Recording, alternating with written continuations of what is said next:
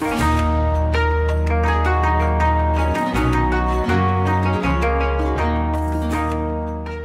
to the Pixel Retentive Podcast, where we, a business owner and an artist, discuss the business of art and the art of business.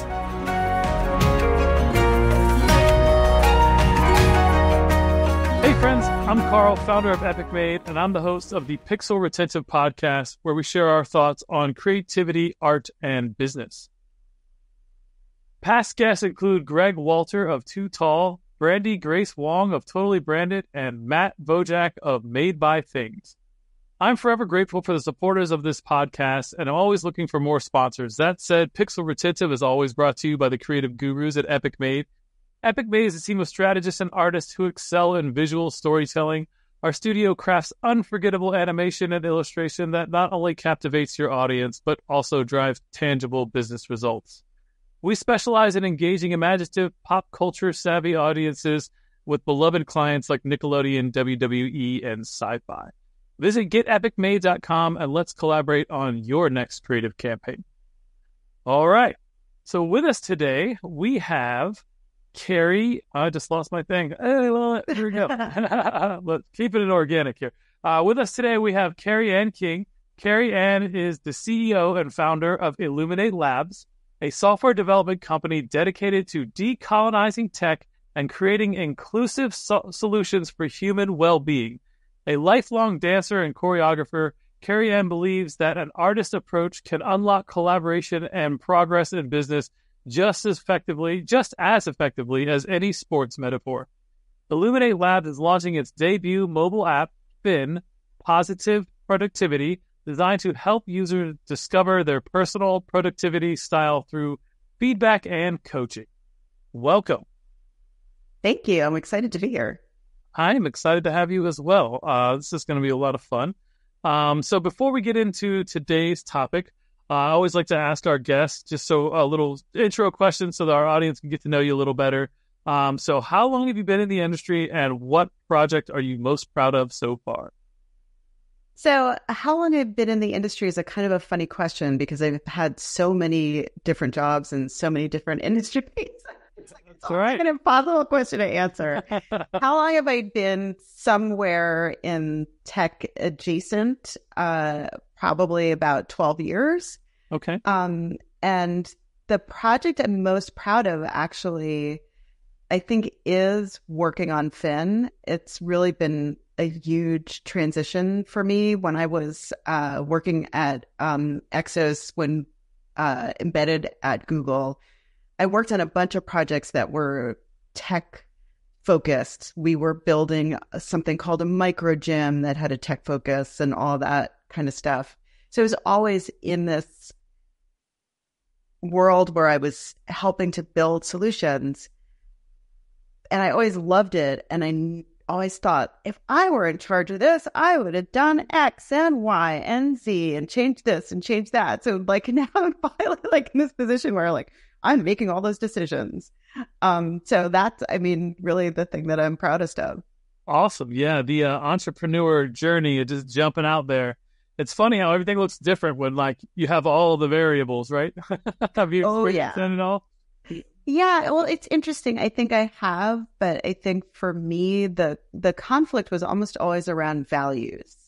I'm not out here saying, business people should stop doing business, right? Like that. I'm radical, but I'm not that radical. For me, it was always the thing that I noticed was losing sight of the user for some other goal, usually one that was some combination of driven by politics or some aspect of the business that wasn't the right aspect to focus on. And so for me so far, while I've definitely found myself thinking, oh, I have to really sit down and do some deep thinking about the implications of what I'm going to decide here. I haven't really found myself saying, "Oh, well, that's why those guys acted that way." Like maybe, to be honest, yeah. Yeah, hey, I love it. So when your approach to things, it sounds like you're always thinking about so decolonizing tech, right? I've never seen anyone say that in that those specific words. So what does that mean to you? Because that sort of sounds like what it's feeding into, like these more ethical decisions of how you go about executing some of this, right? Exactly. And I think decolonization is a scary word for some people, right? I think particularly since I think we all understand colonization as an act of violence, we kind of assume, well, decolonization also has to be an act of violence, right? From my perspective, that's not the goal. I never connected that in my head. It was always just like, for me, decolonization is like creating something. So like my ancestors, at least on my mom's side, were colonizers. Like they like settled southeastern Virginia, where I still live, like in the 1700s, which is crazy, right?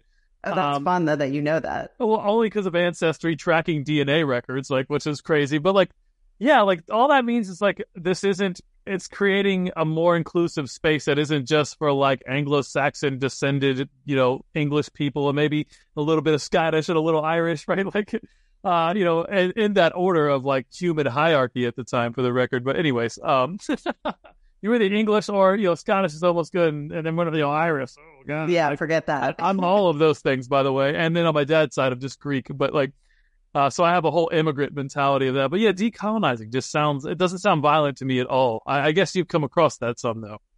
No, I do.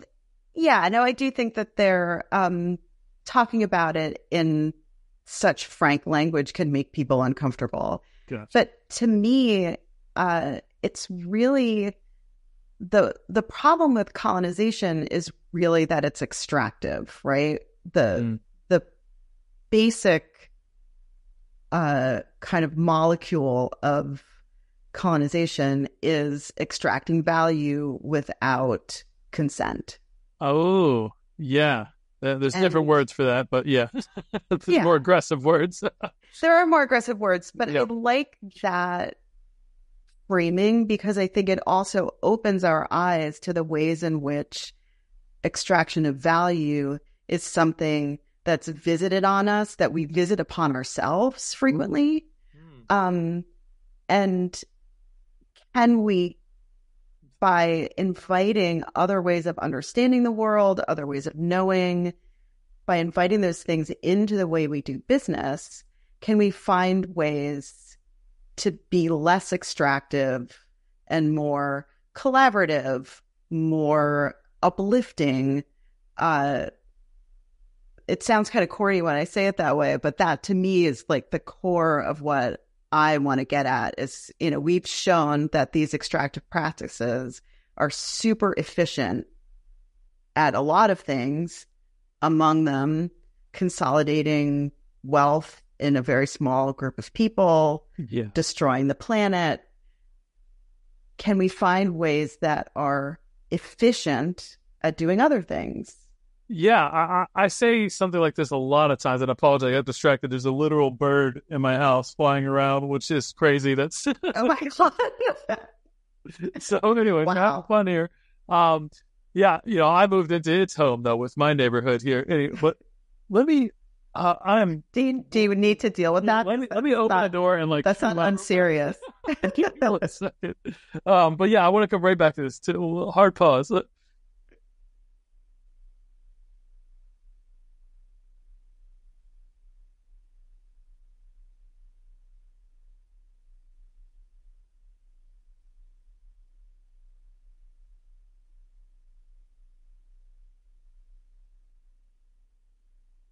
Did it fly out? Did you see it? I thought it flew down into the corner, but I don't know.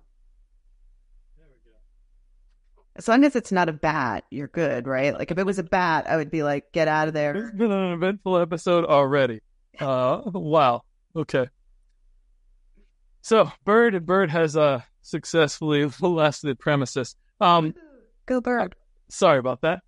So yeah, I love that, right? So there's a degree of capitalism that like it functions in a weird space, right? Like you can absolutely have very ethical capitalism, but so many of our systems and so many of our capitalist leaders, people, the richest people in the world, like they extract as much value as they can from everybody all the way up, and they're the leaders, so they get to make X amount of bajillion dollars, and like, oh well, half my staff's on food stamps and government assistance, but they wouldn't work here if they could get a better job somewhere. Like the whole thing is like flipped upside down. Like it's totally bizarre to me.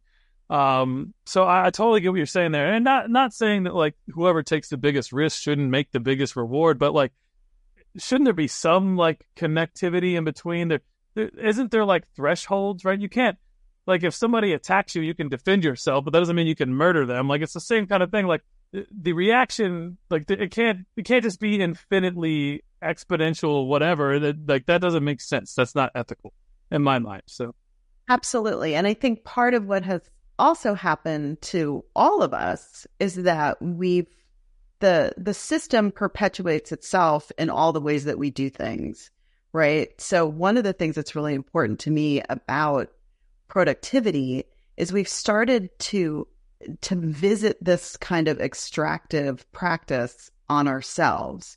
So I don't know about your LinkedIn feed. Maybe part of it is because of the industries that I've been in, but my LinkedIn feed is full of things that are like, you need to do this self-care thing in order to be more productive. You need to rest so that you can do more.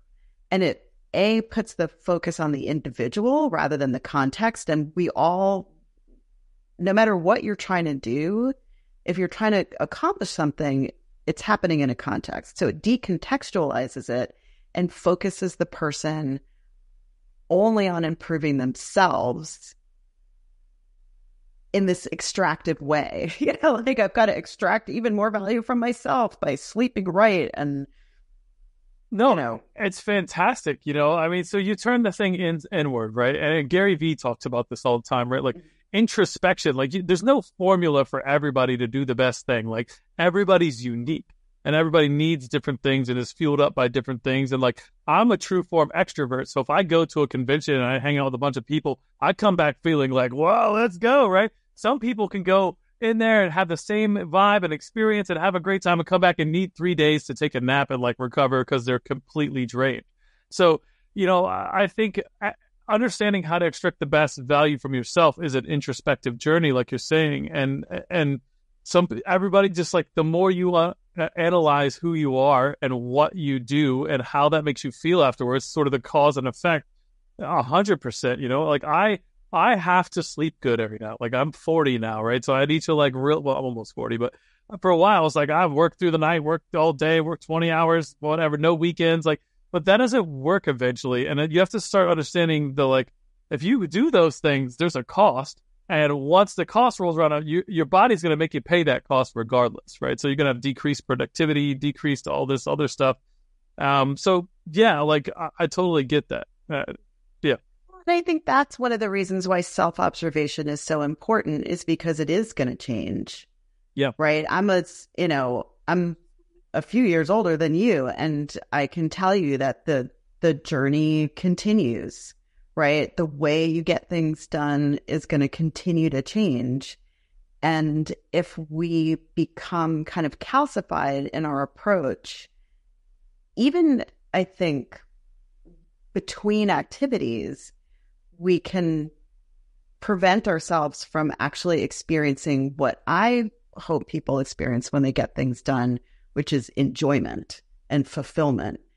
That, we kind of think about doing things now as this thing that we do to have some sort of external success and not really paying attention to the sense of satisfaction and joy that you can get from accomplishing something. And I think that for me is part of why the artist's approach is important to this, because there's something about that, thinking of what you do as a creative process rather than an extractive process that can help people access that idea of, I'm doing this because it's going to make me feel fulfilled in some way, as opposed to I've got to grind on this so that I can, whatever it is, buy the Maserati. And I'm not saying you shouldn't want to buy the Maserati, fine. Like that's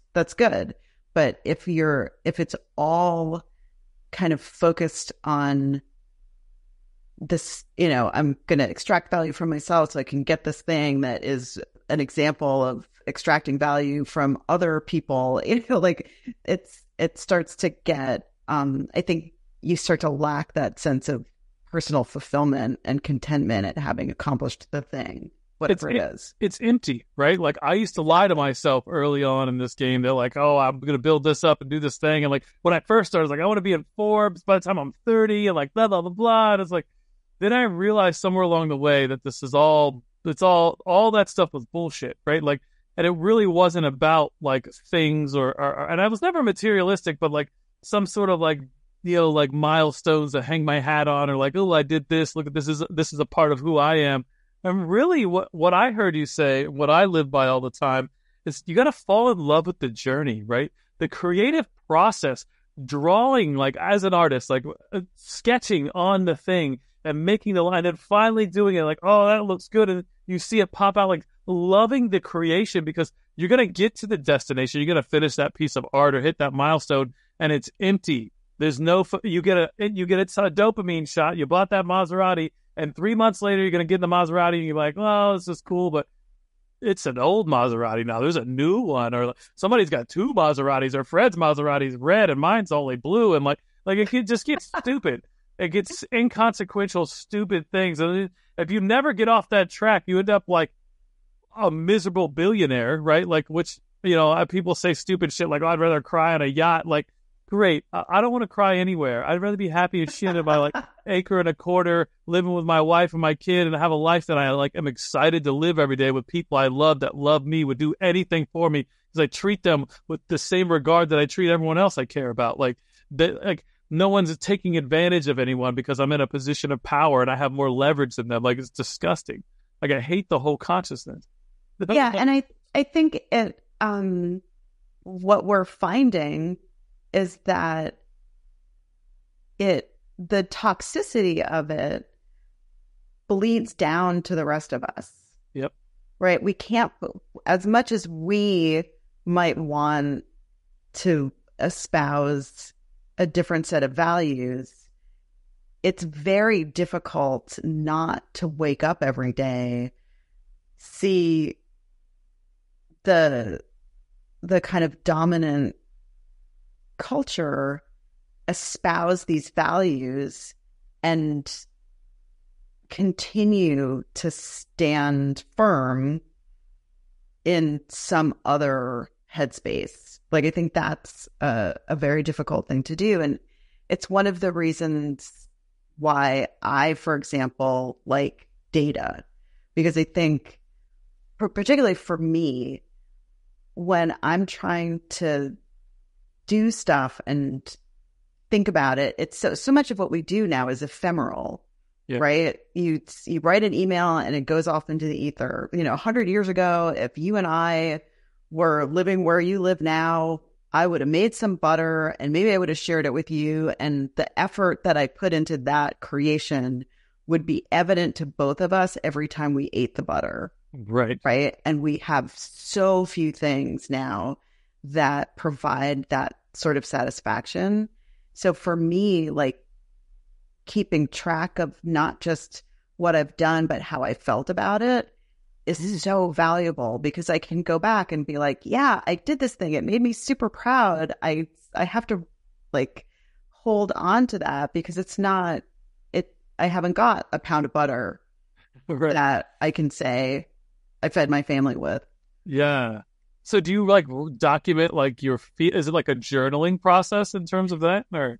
So for my personal process, like kind of where I started with this was journaling. I'm very, for someone who talks a big game about not having a teleological approach to life, like I'm very goal oriented. So I do like write down my goals, and I do go back and look at what I've written down. When I was, I want to say like 22 years old, I started this process. I don't know if you remember Filofax. There was this thing that you could buy, and it was so fun. It was, you could buy all these different little sections for it, and you bought a little case for it, and it was how you tracked your time. Okay. And I bought a section that said, 6-month goal, 1-year goal, 5-year goal, whatever. And I was young and unemployed, and I filled it out with just like fantasy, right? I want to be married in 5 years, and I had no boyfriend at the time. I want to be married. I want to have kids. For me, those were the things that I was most excited about in life. And I found it when we had to move to a new house because we had so many kids. We have 4 kids. And when I found it and looked back at it, I saw that everything that I had written down, I had done. Wow. And that was a huge moment for me, understanding, because I had been pretty directionless as a teenager, young adult. And that really shifted the way I do things. And I really started being super dedicated to, if I wanted to do something, writing it down and making it real on the page before I started pursuing it. Powerful. That's powerful. That's like The Secret, right? You ever read The Secret or that little book? I don't remember. Forget who. No, I haven't. Yeah. But it's all just like manifestation. I did something similar. Like, actually, I was going through a really bad breakup when I was 19. And I remember just being really upset about this girl and all this stuff. And then I made this list of like the perfect girlfriend, right? Like, but these weren't bullshit things. It wasn't like, oh, I wanted to be super hot, blah, blah, blah. Like, it was like real things, like who would I relate with? What kind of person could I actually enjoy? And I swear, like, it wasn't 6 months later I met my wife. We've been together for 20 years. Like, Oh, that's wild. amazing. I love that. It was super cool. But yeah, goal setting's really important, and every successful person I know talks about that, right? And they say like literally writing it down, having it, looking at it, because it constantly reframes your mindset. Well, I'm doing these things.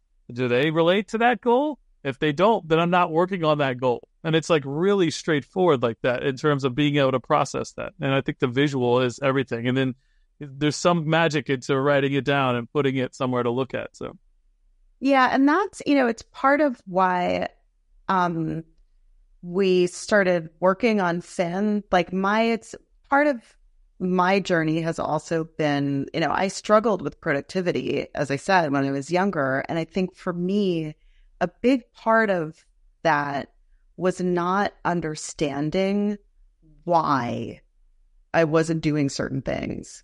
Because, and this is something that when you actually look at the literature on things like neurodivergence, there is a cycle of avoidance that can come with that, because the negative feelings that are associated with the thing that you're avoiding, the best way to avoid them is to avoid the thing, which means not doing the thing. So then you avoid the thing, but then you feel terrible, and it just spirals on it. That was totally me, like in my 20s.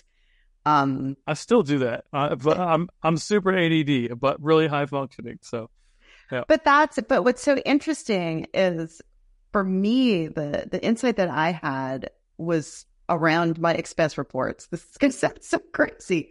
Nobody, I mean, who really likes to do expense reports? Like, nobody. But I was having so much trouble doing them and experiencing so much shame associated with it. Like, I'm not dumb. I can fill out this form. The receipts are electronic. Like, why am I not doing this?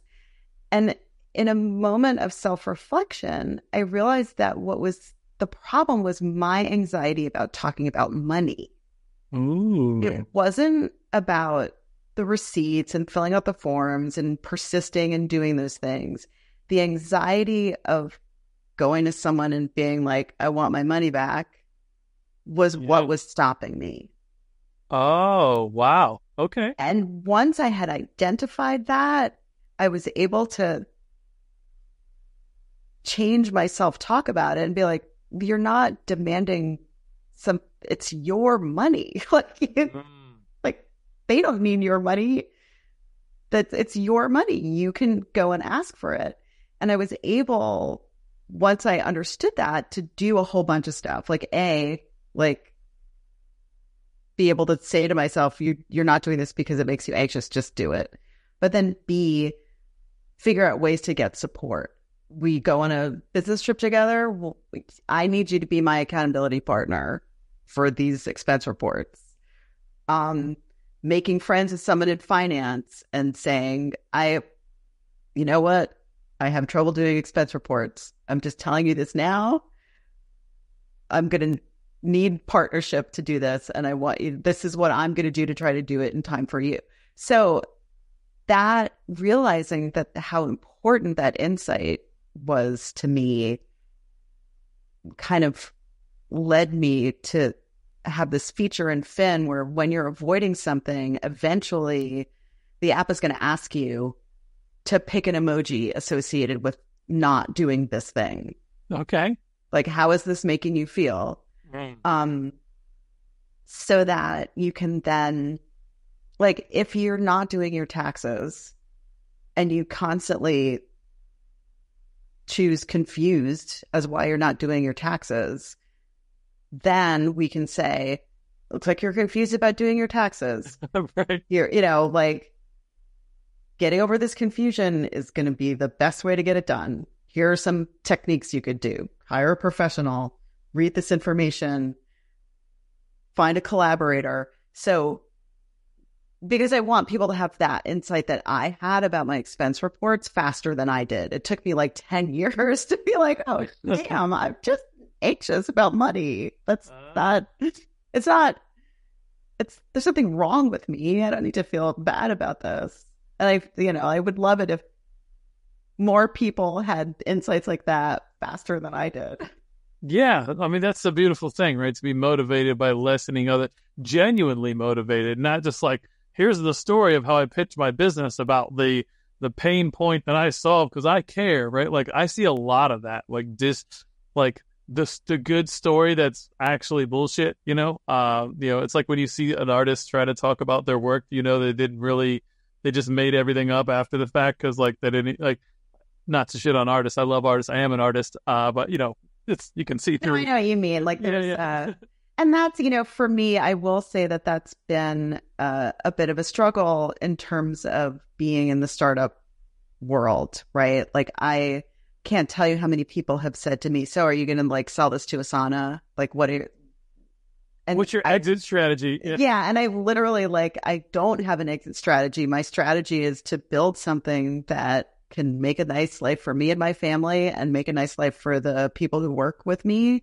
And we can keep it going as long as we can keep it going, and not to have someone offer me $100 million to walk away from something that I'm building because it's important to me. Like that's, people are very confused. I will say people are very confused. Yeah, I mean, we're just obsessed with trying to be rich in this, especially in the entrepreneur culture.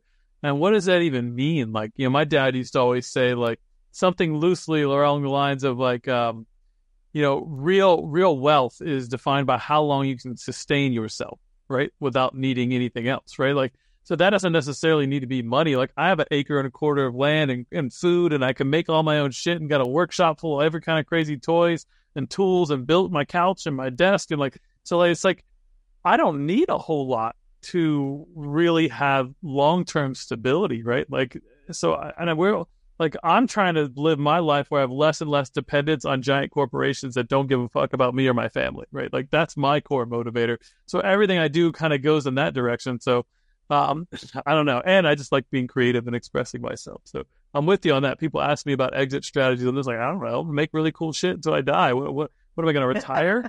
Like, why would I retire from being an awesome artist person? Like that's who I am. Like, what am I just going to be somebody else one day? No. I totally agree. It's difficult to know, obviously this is a problem that requires a larger solution if more people can be provided with that opportunity. Right. Right. And that to me is like, it's a big question. It's a question worth thinking about. You know, I feel like I do feel a little Don Quixote tilting at windmill sometimes. Like, you know, I'm going to start a company and make the world a better place. Like, who am I? But I think if we don't do that, we concede. And I'm not willing to concede. Yeah, that's beautiful. Yeah, who are you? You're a human being on planet Earth, as good as anybody else, ready that wants to leave the world even just a little better than they found it, right? Like, why? Like, that's like a principle of just being a good person, right? I just want to ripple effect good. Like, that's not too much to ask. But you don't need to be special for that. In fact, everyone should have some level of motivation to do that, I feel like. Yeah, and opportunity.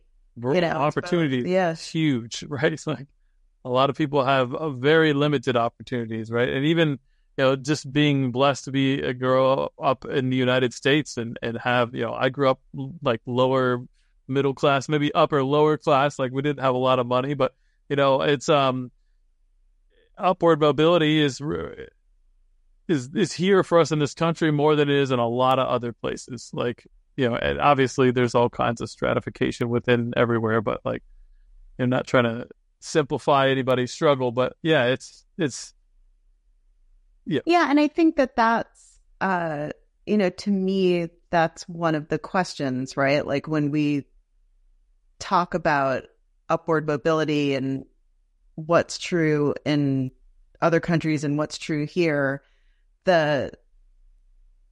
where's the balance between valuing upward mobility and what does upward mobility mean in your context? I think one of the things that's been really important to me about this project is kind of recognizing that there are solutions all over the world. And that's really part of, you know, to me, part of the decolonial process is elevating other perspectives. And I feel like we do have a tendency to assume that the kind of mobility and lifestyle and ideas that we have should be the aspiration of everyone else. And that's not necessarily true. We don't always recognize the fact that what we have access to in terms of upward mobility actually requires downward mobility from other people. Yeah, other countries entirely. Yeah, others. So sure. I think and I'm not saying that I have the solutions to these problems, right? No, they're complicated problems, like cobalt mines and like the craziness going on with all that. I mean, yeah. So you know,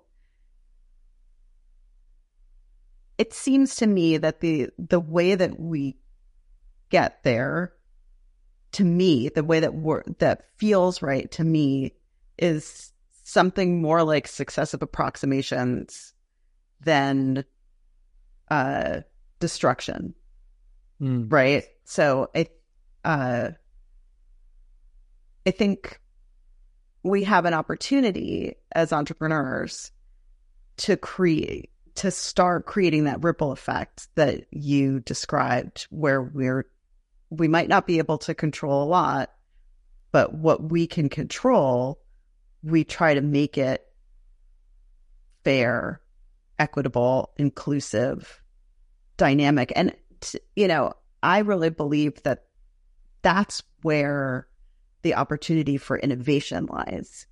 I think in my opinion, we're coming close to the end of the useful life of the approaches that we've used in the past. Yeah, for sure. We're We've shown outgrowing that the systems. Yeah. Yeah, we are outgrowing the systems, and the cracks in the system that we're seeing now feel to me like a signal that we need to start innovating in a different way.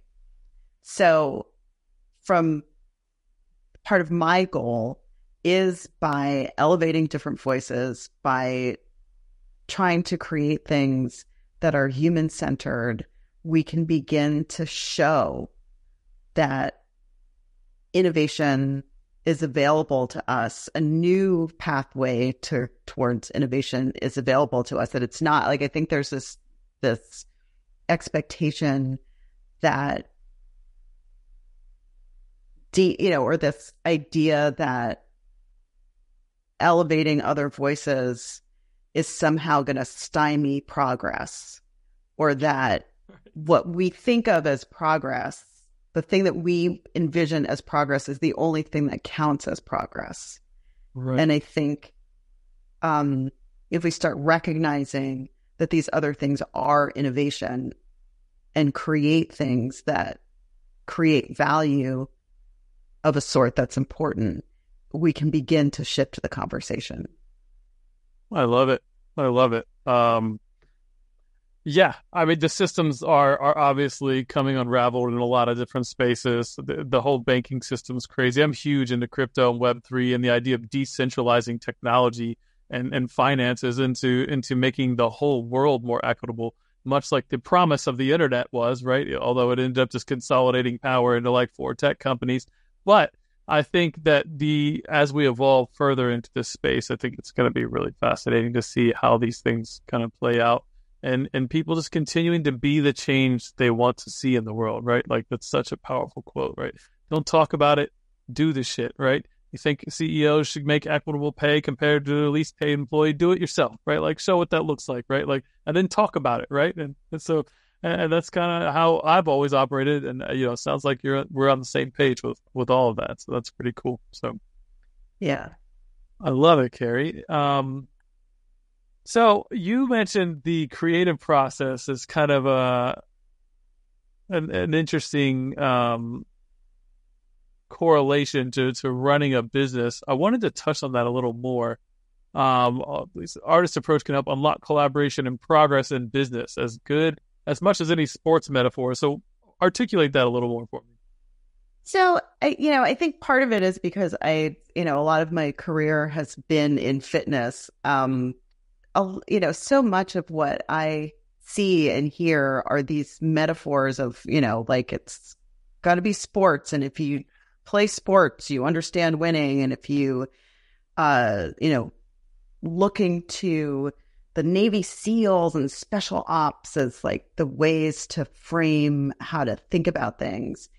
And I feel like that narrows our focus in a way that means we fail to recognize how the arts and an artist's approach is good business. So the central task of the artist is to solve a problem, right? When you're sketching, you're figuring out how to get what's in your head onto the page.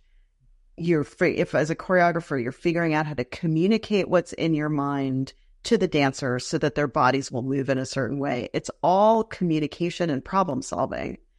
And it requires a level of persistence that is extraordinary, that requires incredible self-discipline, but it's foundationally exciting and joyful, right? Okay. Like when we're in the creative process, we're creating something to share, to communicate, to become more connected with other people.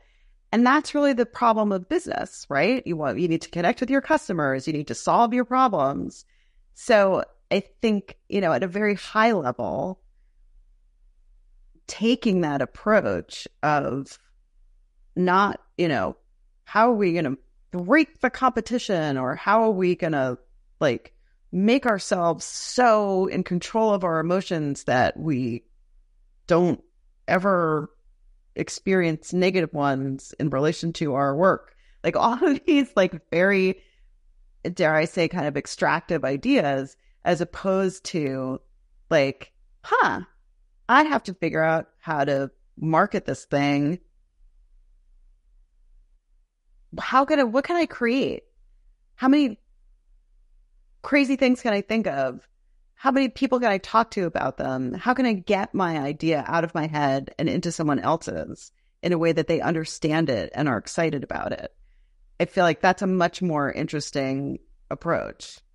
Yeah, so it's like kind of like this. What I heard a lot in there was like a lot of sports and war metaphors and like battle and like winner takes all and like there's no second place, right? Like that all that versus like I'm building something beautiful with people that have the same ideas and appreciate what we're trying to build here, right? Like I've laid out these blueprints of this thing or this journey we're going on, and people that align with that are going to help me move the needle that way, versus like all this other like ultra competitive craziness, right? Like and also when you think about communication, like what is a more pure form of communication than art? I mean, why are artists part of advertising? Yeah, because artists are communicators. 100%.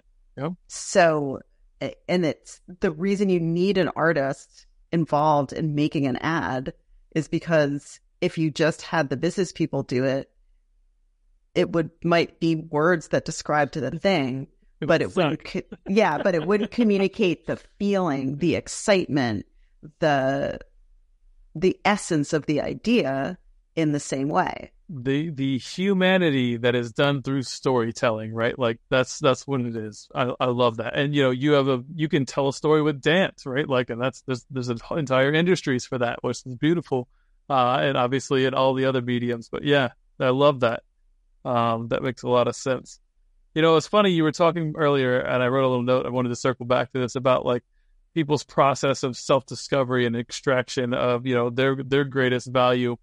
And I talking about LinkedIn posts and seeing a lot of that. And I remember thinking, I've seen a lot of posts too, where people go so down that rabbit hole, they forget to be balanced, right? Like, well, I've got to get up every morning and do a 30-minute meditation, then an ice bath and a run and a this and that. And then like 3 hours later, you can actually get to work. And it's like, maybe that's not the pattern either. Like, like it's, I don't know. Exactly. And I think that's, it's so hard because we're in, we're swimming in the, like, does the fish see the water? Like we're swimming in this environment where there's a certain segment of the population for whom like, oh, if I could be the guy who gets up at 5 a.m, who does the meditation, who runs, and then, like my body would be perfect. I'd have millions of dollars.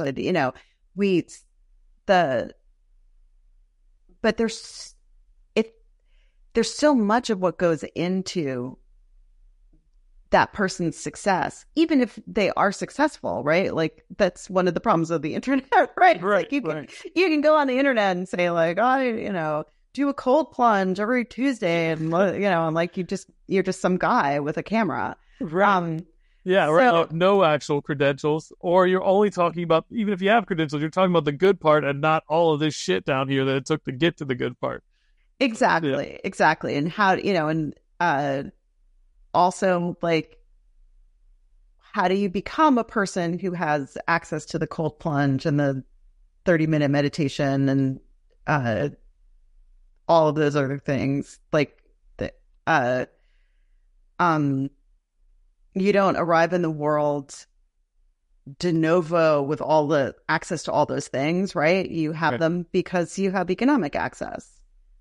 And, 100%. That's something that and particularly in the wellness industry, that I find super frustrating is this message that, oh, if you just meditate, it's going to change your whole life, and all the things that are wrong in your life are not going to be a problem anymore.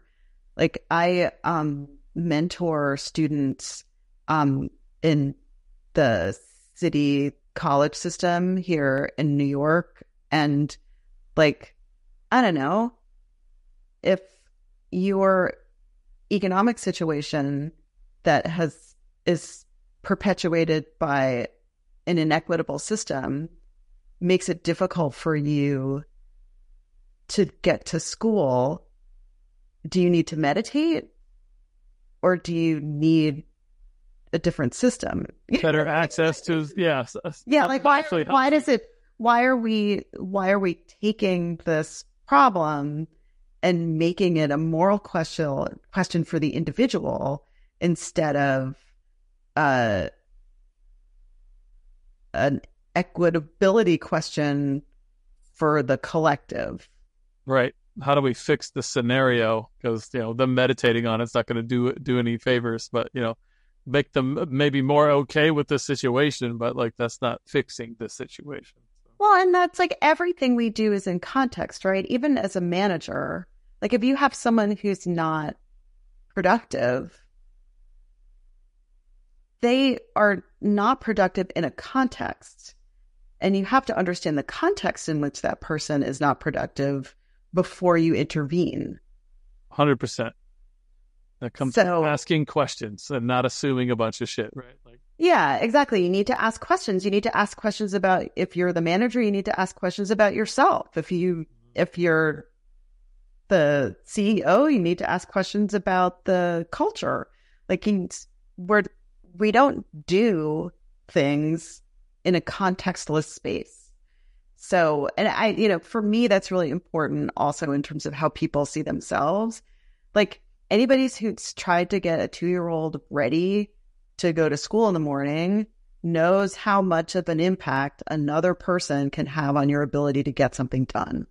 Right? Like, another human being can have an enormous impact, just one. That doesn't, and sometimes we're talking about systems where there's dozens of human beings who are having an impact on your ability to get something done.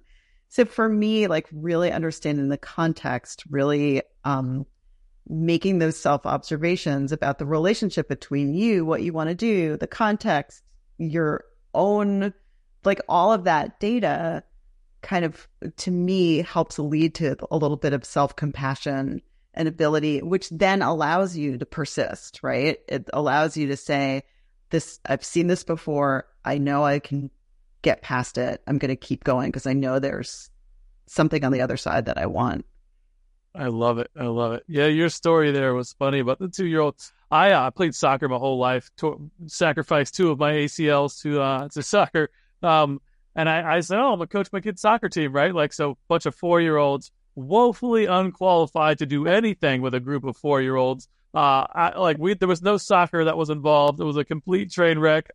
The only thing that saved the whole season was one of the kids' grandmas was a school bus driver, and she came out there and was like, all right, guy, let me show you how to wrangle a bunch of children. I was like, oh my God, thank you.